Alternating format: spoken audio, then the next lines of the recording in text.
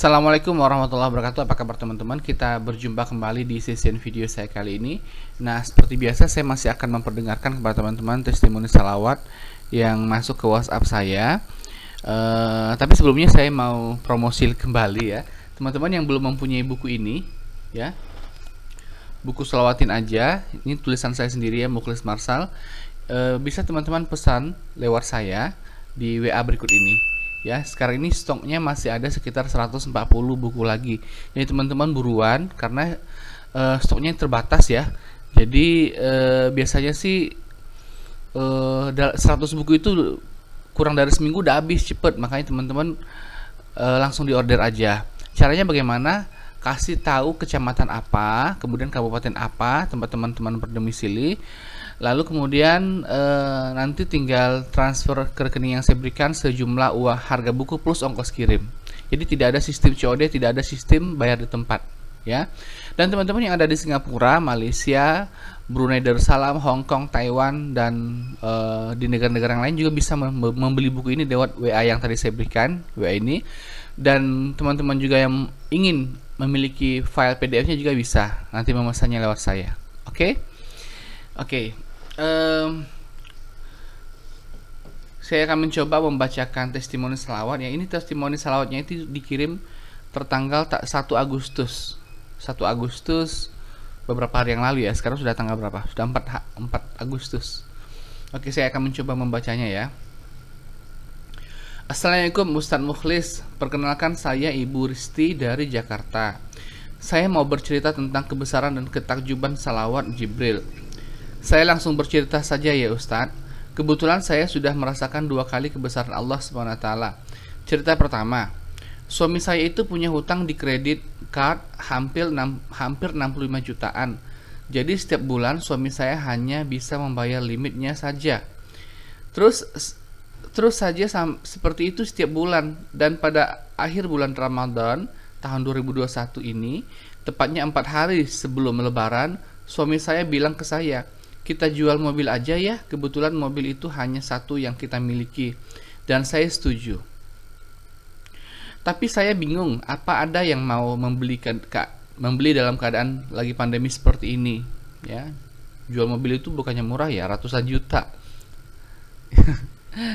Kalau dipikir-pikir kan orang aja masih susah makan, boro-boro mikirin beli mobil kan gitu ya. Tapi kita lihat aja ceritanya bagaimana. Dan mobil saya juga nggak mulus-mulus banget, banyak baret-baretnya.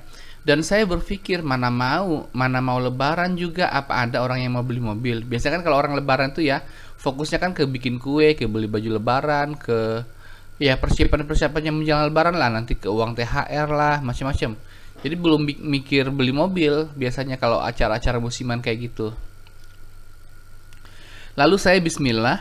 Pada saat suami saya meminta saya untuk menjual mobil itu, saya berdoa sama Allah. Ya Allah, tolonglah mudahkan saya untuk menjual apa yang menjadi titipanmu ini. Dan saya bersalawat Jibril. Terus suami saya bilang ke saya itu hari Minggu untuk menjual mobilnya. Lalu Seninnya saya bilang ke suami, kalau saya yang mau jual mobil sendiri, tadinya saya sudah menghubungi agen penjual mobil bekas. Lalu suami saya bilang, silahkan kalau kamu bisa. Akhirnya mobil itu saya masukinlah ke OLX. Saya berpikir paling cepat ini mobil 2 minggu baru laku. Dan tiba-tiba iklan itu baru saya masukkan 15 menit, ada yang menghubungi saya dan kebetulan yang beli itu adalah pribadi bukan pedagang. Lalu dia langsung mau melihat mobil saya. Walaupun yang tanya mobil saya juga banyak, dan rata-rata mereka itu pedagang dan menawar dengan harga yang sangat turun. Lalu datanglah yang ingin membeli mobil saya ini.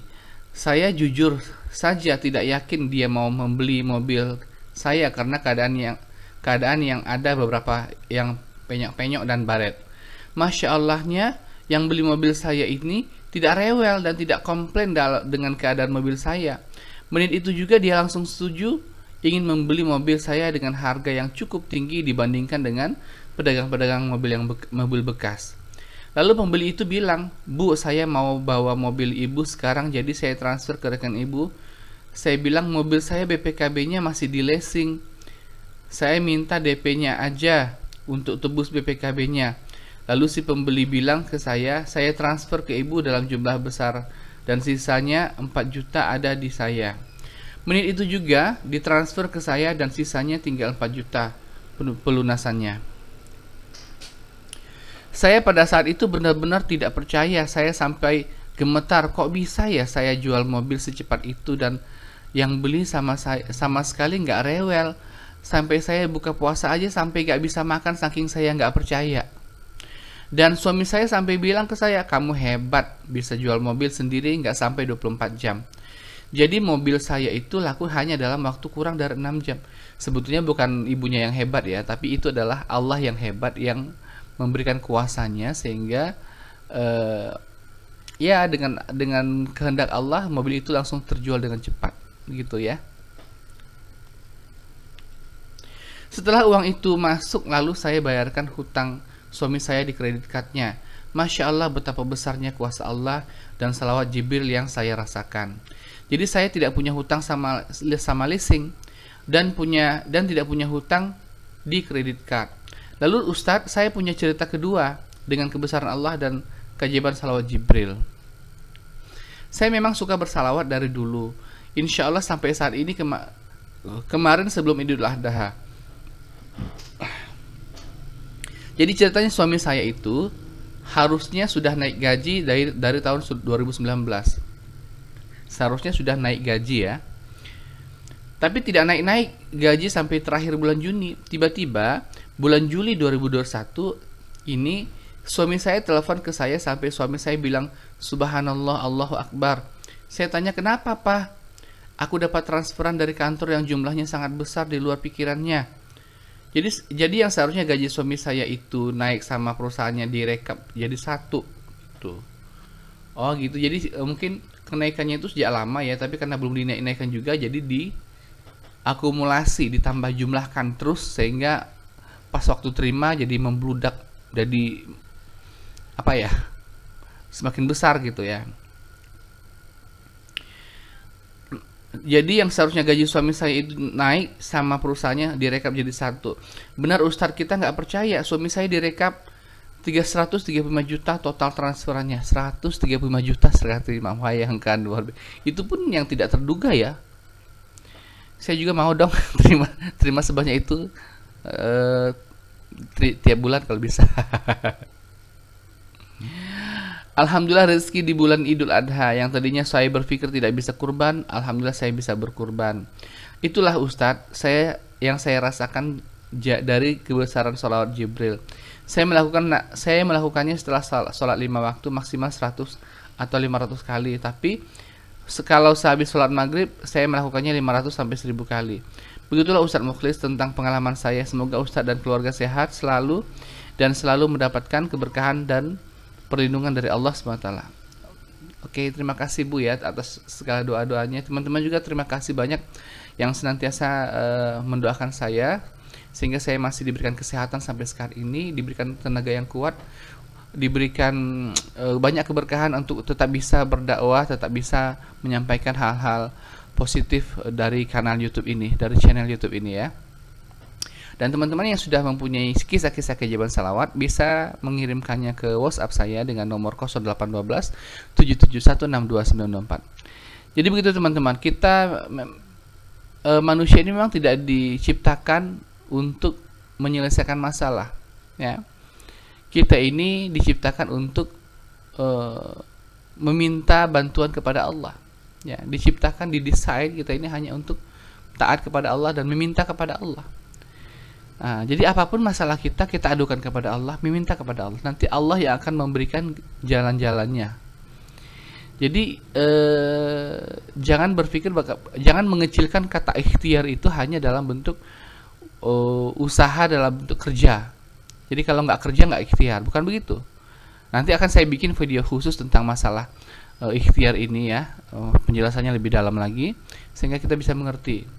Ada kalanya kita memang semuanya sudah tersebar tertutup, cari kerja nggak dapat, usaha sana nggak bisa, minta bantuan teman nggak ada yang nolong, kemudian minta pinjaman nggak bisa juga, mau jualan nggak ada modal, pokoknya semua usaha sudah tertutup ya. Kalau udah seperti itu jalannya, Mau kemana lagi kita? Tidak ada jalan lain, hanya bermunajat kepada Allah. Sebetulnya bermunajat kepada Allah itu ya, itu adalah hal yang paling pertama kita lakukan, baru yang lain. Tapi kalau sekarang manusia saya lihat kebanyakan kebalik. Dia berusaha dulu kemana-mana, udah nggak dapat, udah kesusahan, baru kembali kepada Allah. Padahal sebetulnya nggak seperti itu. Ya, kepada Allah dulu, baru nanti yang lain-lain diusahakan. Begitu. Kemudian insya Allah Allah akan memudahkan, akan membukakan jalan-jalan dari arah yang lain-lain itu, gitu ya. Oke teman-teman, terima kasih. Jangan lupa di order bukunya ya. Dan insya Allah nanti akan saya bikinkan lagi video-video yang lebih menarik. Jangan lupa di share video-video saya ini sebanyak-banyaknya, sehingga semakin banyak lagi yang termotivasi dan semakin semangat dalam mengamalkan amal-amal salawat. Sampai jumpa pada video-video saya berikutnya, dan Assalamualaikum warahmatullahi wabarakatuh.